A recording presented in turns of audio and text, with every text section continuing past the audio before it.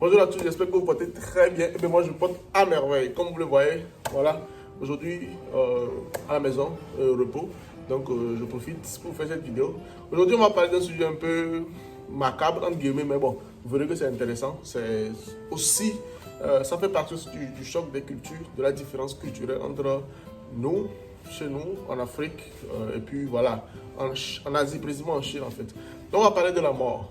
Voilà, la mort est un sujet qui nous effraie tous, qui nous met la boule au ventre à tous. Mais on verra que dans cette vidéo, en Chine, elle est appréhendée un peu avec beaucoup plus de subtilité, surtout dans les hôpitaux. Bon, le thème que je voulais aborder dans cette vidéo, c'est pourquoi est-ce que on entend moins de cris de détresse aux annonces des décès dans les hôpitaux en Chine plus qu'en Afrique. En Afrique, souvent quand on va dans les hôpitaux, surtout dans les CHU, on voit qu'à l'annonce de chaque décès, les gens sont en panique, vous voyez, les gens roulent par terre, les mamans, les femmes, tout ça là sont vraiment en panique, vraiment voilà, en détresse. Par contre en Chine, quand on voit ce qui se passe dans les hôpitaux, avec voilà, une année 2022 qui m'a fait passer beaucoup plus dans les hôpitaux malheureusement. Donc j'ai pu observer un phénomène assez particulier en Chine. En Chine, souvent aux annonces de décès, vous voyez le médecin vient, il parle à la famille. Voilà, la famille, voilà, les gens ils acquiescent de la tête, vous voyez, ils peuvent mettre la main comme ça, un peu, voilà, un peu triste, mais voilà, ça va. Donc à la première vue, ça m'a paru bizarre. Je me dis, bon, les Chinois, est-ce qu'ils n'aiment pas vraiment leur famille? Est-ce qu'ils n'aiment pas vraiment leurs parents? Ou bien est-ce qu'ils sont beaucoup plus réceptifs à la mort que nous? Ou bien est-ce qu'ils sont beaucoup plus moins émotifs, je veux dire, à la mort que nous? Donc, tant de questions que je me suis posées durant mon séjour à l'hôpital. J'avais fait une vidéo même concernant ce qui m'avait amené à l'hôpital en temps. J'étais allé 2 fois.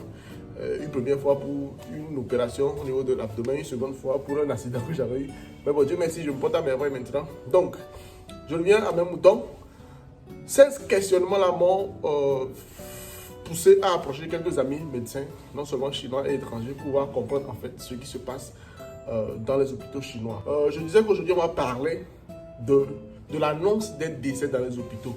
Donc, je vais faire une légère comparaison entre la Chine et puis l'Afrique. La plupart de ceux qui me suivent sont ceux qui sont à l'étranger, ceux qui ne sont pas en Chine, même s'il y a certains qui sont en Chine qui me suivent. Donc, je vais moins parler de l'Afrique, de l'Europe aussi, et plus parler de la Chine en fait, parce que je voulais en fait mettre en évidence la raison pour laquelle les Chinois sont souvent plutôt froids à l'annonce du décès de leurs membres de leur famille. Donc, comme je le disais, en Afrique, souvent chez nous, plusieurs moments, j'ai eu à assister à ça. Souvent, quand on annonce qu'un proche est décédé, même après un grave accident, on annonce que le proche n'a pas survécu. Voilà, il y a des détresses, voilà, des lamentations aux hôpitaux. Parfois, même, il y a des gens qui viennent en main avec les docteurs. Donc, ça fait que, voilà, ça montre en fait que vraiment, on est vraiment touché par la disparition de nos chers. Par contre, en Chine, à l'annonce de décès, on voit que voilà, les gens, ils font que, voilà, remuer de la tête. Vous voyez que peut-être qu'il y a des femmes qui mettent un peu la main au visage, vous verrez qu'elles sont touchées, mais elles n'en font pas trop. Il y a certains hommes, même, j'ai eu à vivre l'expérience là, il y a certains hommes qui tapotent l'épaule du docteur pour lui dire, voilà, Sinkulila. Sinkula en chinois, ça veut dire, voilà, tu as fait le temps possible en fait. Voilà, quand on dit tu fais un travail, on dit Sinkulila, c'est pour t'encourager ou bien pour te donner de la force par rapport à ce que tu as fait. Donc ça veut dire que le docteur vient annoncer que votre parent est décédé, mais au lieu d'être dans tous les états, les Chinois disent plutôt féliciter le docteur pour lui dire que voilà, du courage, bien, merci beaucoup, tu as fait de ton possible, voilà, et puis voilà, il commence à organiser des trucs. Donc, je disais que cette remarque-là m'a poussé à discuter avec des médecins. Donc, quelle réponse j'ai eue? La première des choses est que contrairement chez nous en Afrique, l'annonce du décès des Chinois à leur famille n'est pas vraiment une surprise en soi. Donc ça veut dire que quoi? Dans 99% des cas, la famille est d'abord préparée à cette annonce-là. Je ne sais pas si tu comprends. Ce n'est pas comme chez nous où la personne vient à l'hôpital, même si on voit que la personne est un peu truc là.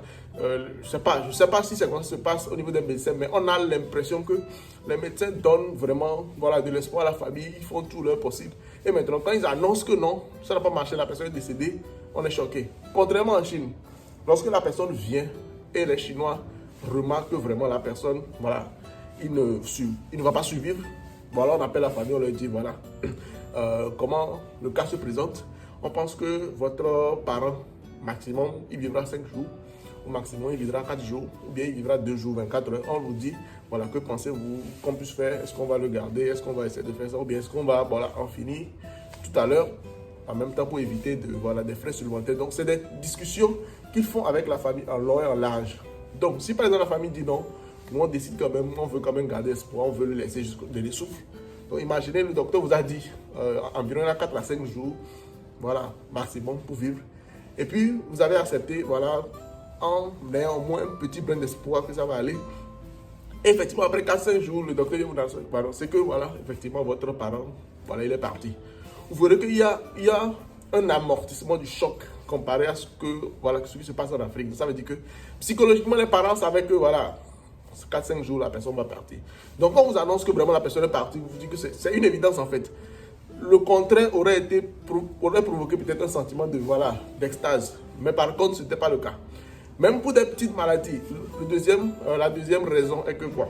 Quand on arrive à l'hôpital, puisque moi-même je suis allé plusieurs fois, si tu dis que tu as mal à la tête, qu'est-ce que les médecins chinois font? Les médecins chinois ne font pas d'amalgame ou bien ne font pas de spéculation. Ils commencent par attaquer les causes les plus dangereuses ou les plus mortelles qui pourraient causer en fait ton mal de tête. Je ne sais pas si je comprends. Donc ça veut dire que si tu as mal de tête, le chinois ne dira pas que c'est un palu, peut-être que tu as la tête, peut-être que c'est une petite fièvre. Non. Ils commencent à éliminer les trucs les plus graves jusqu'aux trucs les moins graves. Donc ils vont te faire une batterie d'analyses pour commencer à les trucs qui peuvent te tuer, les trucs qui sont susceptibles de te tuer peut-être dans les 2-3 jours, bien dans les semaines précédentes. Ils essaient d'éliminer ces possibilités-là. Maintenant, lorsqu'ils sont sûrs que non, tu n'as rien de ces trucs graves-là, c'est maintenant qu'ils commencent maintenant à chercher, voilà, parmi les causes légères. Je ne sais pas si je comprends. Contrairement à chez nous en Afrique, parfois tu arrives à l'hôpital, tu as mal à la tête, on dit peut-être que c'est une fièvre, peut-être que tu es mal réveillé, peut-être que tu as mal dormi, tout ça là. Et parfois peut-être que pendant ton séjour à l'hôpital, tu fais une crise cardiaque, tu meurs. La famille serait choquée. Parce qu'on te dit on dit souvent, il a eu seulement un mal de tête, il est allé à l'hôpital et puis il est décédé. En fait, non. Peut-être que le mal de tête, peut-être que c'est dû à une tumeur, mais c'est dû à un truc qui était au dernier stade, avant que la personne n'arrive à l'hôpital. Mais si les docteurs n'ont pas pris le risque de faire la batterie de tests, ils n'allaient pas avoir cette information-là. Je ne sais pas si vous comprenez. Donc ça veut dire que la personne ayant le mal de tête, arrivée à l'hôpital, les médecins chinois, il faut une batterie de tests. Donc s'ils remarquent que c'est une tumeur, automatiquement ils vous diront que voilà, c'est un cas grave, c'est une tumeur, il faut l'opérer directement. Bon, si on peut l'opérer, si on peut le sauver, vous verrez qu'on a sauvé une vie. Alors que si on avait ignoré de faire ces tests coûteux-là, on n'aurait pas su. Je ne sais pas si vous voyez. Maintenant, si vraiment il n'y a rien à faire, on dira à la famille que certes, votre patient ou bien votre membre de votre famille, certes, c'est juste un mot de tête, mais en fait, c'est beaucoup plus grave que ça. Parce que les analyses qu'on a fait révèlent que peut-être que c'est une tumeur, peut-être que c'est un cancer, un truc comme ça. Donc, on ne peut que le garder ici 2 semaines et puis après 2 semaines, voilà, il ne suivra pas. Donc déjà, en vous disant ça, la famille commence déjà à entrer commence à entrer dans leurs états, dans leurs différents états. Et puis, ils ont le temps quand même de se calmer avant le jour J. Donc, ça veut dire qu'après les 2 semaines, lorsqu'on vient les annoncer que le gars n'a pas survécu, après tout ce qu'on a pu faire. Donc, la famille avait déjà l'information à peu près à l'avance. Donc, ils ne sont pas choqués. Parce qu'ils savaient que le mal de tête qui a conduit leurs parents à l'hôpital, en fait, il y avait quelque chose de grave à la fin. Et ils étaient au courant qu'il avait une possibilité de décéder. Donc, on les annonce, ils ne sont pas vraiment choqués. C'est vrai que ça fait mal, parce que c'est un membre de la famille, ça fait mal, mais ça n'a rien à voir avec les scènes qu'on retrouve chez nous dans les hôpitaux. Donc, c'est vrai que moi, la première fois que je me suis rendu à l'hôpital en Chine, ça m'a étonné. Parce que qu'est-ce que j'avais? J'avais des problèmes au niveau de mon estomac, j'avais des problèmes au ventre. J'avais des petits problèmes que je traînais depuis l'extérieur jusqu'à arriver ici. Souvent, j'ai une période où je bois des médicaments pour calmer. Mais quand je suis arrivé à l'hôpital en Chine, ils m'ont fait une certaine batterie de tête. Je me dis non, c'est des verres qui me dérangent. Je ne sais pas si vous voyez. En Afrique, on dit ça, j'ai des verres. Donc voilà, tu bois des médicaments contre les verres, ça passe. Non, en Chine, non, il n'y a pas ça. On te fait même un scanner, on te fait tout pour t'assurer que ce que tu as dans le ventre, ils veulent dire en fait que ce n'est pas évident que ce soit les verres. On va commencer à chercher les trucs les plus graves. Maintenant, si on élimine que non, ce ne sont pas ces trucs les plus graves là, ok, on se concentre sur le petit truc que tu as. Et puis voilà, on fait truc là. Je me rappelle quand je suis allé, on m'a fait une anesthésie générale, on a mis une caméra, même pour pouvoir voir dans mon ventre, dans mon intestin, tout ça là, pour pouvoir vérifier si tout est ok. Donc voilà à peu près comment ça se passe. Donc ça fait que, à la fin, lorsque vous avez un patient et on vous dit lorsqu'il est décédé, en fait les Chinois, pourquoi est-ce qu'ils ne sont pas choqués? C'est parce qu'ils sont préparés, contrairement chez nous au pays. Et puis j'ai l'impression que ici, d'après les lois au niveau du gouvernement, c'est le docteur a le devoir quand même de pouvoir préparer la famille pour éviter des scandales dans les hôpitaux. Parce qu'on sait que la mort est évitable, tout le monde va mourir d'une manière ou d'une autre. Maintenant, si ça vient de façon brusque, là voilà, on n'a pas le choix, on sera choqué. Mais je ne sais pas si, d'après vous, dites-moi en commentaire ce que vous pensez. Je ne sais pas si pour vous, vous pensez que lorsqu'un de vos parents arrive à l'hôpital, il est mieux quand même qu'on puisse commencer à éliminer les trucs graves. Et si on trouve quelque chose, de commencer à vous préparer jusqu'à ce qu'il ne décède. Ou bien de vous donner de l'espoir qu'on va faire un effort pour le sauver. Et à la fin, lorsqu'on arrive, on vous dit donc qu'il est décédé. En fait, dans les deux situations, qu'est-ce que vous préférez moi? En fait, moi, personnellement, je pense que, je ne sais pas, c'est pas parce que je suis en Chine, mais d'après les deux expériences que j'ai eues, je pense quand même que la méthode des Chinois est quand même meilleure. Donc n'hésitez pas à me dire ce que vous pensez dans les commentaires.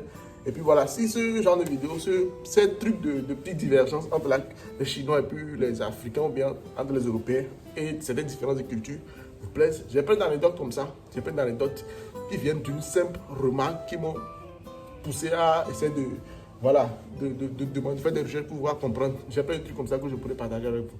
Donc voilà, on est arrivé à la fin de cette vidéo. Ça vous a plu? Comme d'habitude, mettez le pouce bleu en l'air, abonnez-vous et puis voilà.